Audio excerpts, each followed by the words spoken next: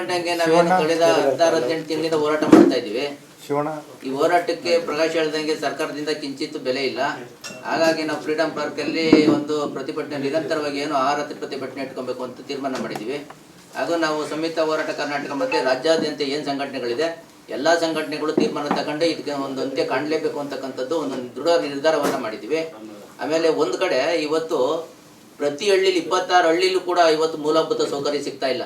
ಕಳೆದ 2 ವರ್ಷಗಳಿಂದನೂ ಕೂಡ ಸರ್ಕಾರದಿಂದ ಯಾವುದೇ ಮೂಲಭೂತ ಸೌಕರ್ಯ ಸಿಗ್ತಾ ಇಲ್ಲ. ಇವತ್ತು ಜನಸಾಮಾನ್ಯ ಏನಾಗಬೇಕು, ಇವತ್ತು ಹೈನುಗಾರಿಕೆ ಮಾಡೋರು ಏನಾಗಬೇಕು, ರೇಷ್ಮೆ ಬೆಳೆಯೋರು ನಮಗೂ ತರಕಾರಿ ಬೆಳೆಯೋರು ಏನಾಗಬೇಕು, ಸೊಪ್ಪು ಬೆಳೆಯೋರು ಇವತ್ತು ನೂರಾರು ಏನು ದಿನಕ್ಕೆ ಒಂದು 10ರಿಂದ 15 ಲೋಡು ತರಕಾರಿ ಇದು ಏನು ಸೊಪ್ಪೆಲ್ಲ ಸರಬರಾಜಾಗ್ತದೆ. ತೆಂಗು ಇರ್ಬೋದು, ತರಕಾರಿ ಇರ್ಬೋದು, ಇವೆಲ್ಲನೂ ಏನಾಗಬೇಕು ಇವೆಲ್ಲ. ಆಮೇಲೆ ಇನ್ನೊಂದು ಕಡೆ ದುರಂತ ಏನಂದರೆ ಇವತ್ತು ಕನ್ನಡ ಪರ ಸಂಘಟನೆಗಳು ಎಲ್ಲಿ ಯಾರು ಬರಲ್ಲ. ಇವತ್ತು ಏನು ನಾರಾಯಣಗೌಡರು ಅವರು ಏನು 50 ವರ್ಷದಿಂದ ಹೋರಾಟ ಮಾಡ್ತಾರೆ. ಶಿವರಾಮ್ ಗೌಡ ಬಣ, ಏನು ಪ್ರವೀಣ್ ಶೆಟ್ಟಿ ಬಣ, ಇವತ್ತು 100 ಬಣಗಳಾಗ್ಬಿಟ್ಟಿವೆ.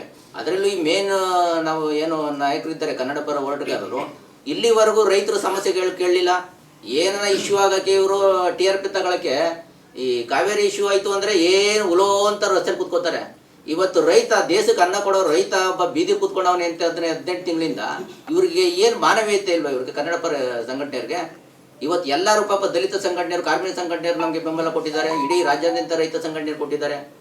ಹಿಂಗಾಗಿದೆ ಪರಿಸ್ಥಿತಿ, ರೈತನ ಪರಿಸ್ಥಿತಿ. ಹಿಂಗೆ ರೈತರು ಬೆಳೆದ್ರಲ್ವ ಅವರು ತಿನ್ನೋದು. ಆಮೇಲೆ ಇನ್ನೊಂದು ಕಡೆ ಮಠಾಧೀಶರು ರಾಜಕೀಯ ಇಳಿದ್ಬಿಟ್ಟವ್ರು. ಅವರು ಕೂಡ ಒಂದು ಕಡೆ ಇವತ್ತು ಏನೋ ಒಂದು ಒಬ್ಬನಿಗೆ ಮಂತ್ರಿ ಸಿಗಬೇಕಾದ್ರೆ ಇದು ಮುಖ್ಯಮಂತ್ರಿ ಸ್ಥಾನ ಸಿಗಬೇಕಾದ್ರೆ ಅವರ ಸಮುದಾಯದವರು ನಮ್ಮ ಸಮುದಾಯಕ್ಕೆ ಮಿನಿಸ್ಟರ್ ಬೇಕು, ನಮ್ಮ ಸಮುದಾಯಕ್ಕೆ ಮುಖ್ಯಮಂತ್ರಿ ಬೇಕು ಅಂತ ಹೋರಾಟ ಮಾಡ್ತಾರೆ. ಆಮೇಲೆ ಒಂದು ಕಡೆ ಮೀಸಲಾತಿ ಬೇಕು ಅಂತ ಹೋರಾಟ ಮಾಡ್ತಾರೆ, ರಸ್ತೆ ತಡೆ ಮಾಡ್ತಾರೆ, ಚಳುವಳಿ ಮಾಡ್ತಾರೆ. ಈ ರೈತನ ಬಗ್ಗೆ ಕಾಳಜಿ ಯಾಕಿಲ್ಲ ಅಂತಕ್ಕಂಥದ್ದು ನಮ್ಮ ಒಂದು ಪ್ರಶ್ನೆ. ನಿಮ್ಮ ಮಾಧ್ಯಮದ ಮುಖಾಂತರ ನಾನು ಇವತ್ತು ರಾಜ್ಯಾದ್ಯಂತ ತಿಳಿಸ್ಬೇಕು ಅಂತ ತಮ್ಮಲ್ಲಿ ಮನವಿಯನ್ನು ಮಾಡ್ಕೋತಾ ಇದ್ದೀನಿ. ಏನು ದುರಂತ ಇದು?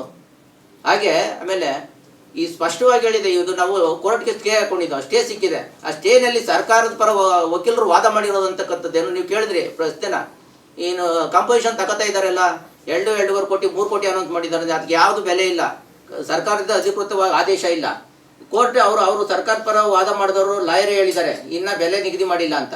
ಯಾವ ಮೂಲದಲ್ಲಿ, ಯಾವ ಕಾರಣದಲ್ಲಿ, ಯಾವ ಆಧಾರದ ಮೇಲೆ ಇವರು ಪರಿಹಾರ ಕೊಡ್ತಾವ್ರೆ ಅಂತಕ್ಕಂಥದ್ದು ಇನ್ನೂ ಸ್ಪಷ್ಟವಾಗಿ ತಿಳಿದಿಲ್ಲ ರೈತರಿಗೆ. ಇದು ಗೊಂದಲಮಯವಾಗಿದೆ.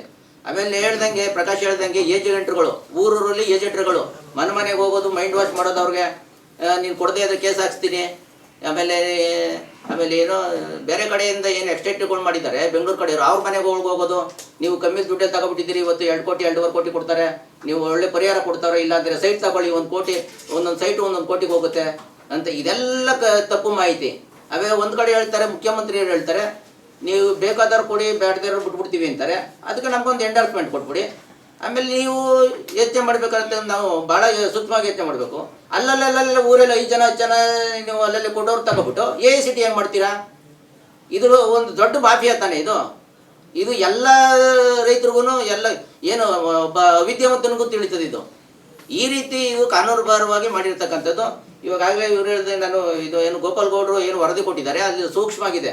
ಇಲ್ಲಿ ಅಧಿಸೂಚನೆ ಹೊಳಿಸಿರೋದು ಕೂಡ ಇದು ಕಾನೂನು ಬಾಹಿರವಾಗಿದೆ. ಅದಕ್ಕೆ ಯಾವುದೋ ಒಂದು ಕಿಂಚಿತ್ತು ಒಂದು ಶೂನ್ಯ ಇದು, ಅದಕ್ಕೆ ಒಂಚೂರು ಮಹತ್ವ ಇಲ್ಲ ಅಂತಕ್ಕಂಥದ್ದು ಕೂಡ ವರದಿಯಲ್ಲಿ ಇದೆ. ನಿಮಗೆಲ್ಲ ಒಂದು ಕಾಪಿ ಕೊಡ್ತೀವಿ ಕೂಡ, ಅದನ್ನು ನೀವು ಪರಿಶೀಲನೆ ಮಾಡಿ ಇವರು ರಾಜ್ಯಾದ್ಯಂತ ವರದಿಯನ್ನು ತಲುಪಿಸಬೇಕು ಅಂತ ತಮ್ಮಲ್ಲಿ ಮನವಿಯನ್ನು ಮಾಡ್ಕೊತೀನಿ. ನಮಸ್ಕಾರ.